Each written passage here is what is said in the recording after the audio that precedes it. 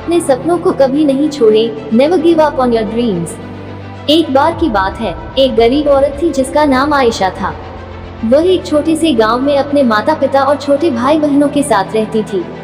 उसके पिता एक किसान थे, लेकिन खेत बहुत उपजाऊ नहीं था और वे अक्सर किसी तरह का गुजारा करते थे। आयशा एक बुद्धिमान और जिज्ञासु लड़की थी।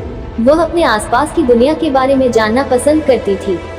वह एक वैज्ञानिक बनने का सपना देखती थी, लेकिन वह जानती थी कि अपने परिवार की वित्तीय स्थिति के कारण उसे अपना लक्ष्य हासिल करना मुश्किल होगा। एक दिन आयशा के पिता बीमार पड़ गए। वह काम करने में असमर्थ थे और परिवार की आय और भी कम हो गई। आयशा को अपने परिवार की मदद करने के लिए स्कूल छोड़ना पड़ा। आयशा ने अपने परिवार का समर्थन करने के लिए कड़ी मेहनत की। उसने घरों की सफाई और खेतों में काम करने जैसे अजीब काम किए। उसने स्थानीय बाजार में सब्जियां बेचना भी शुरू किया। अपनी व्यस्त दिनचर्या के बावजूद आयशा ने वैज्ञानिक बनने के अपने सपने को कभी नहीं छोड़ा। वह देर रात तक पढ़ाई करती थी और स्थानीय पुस्तकालय से किताबें उधार लेती थी।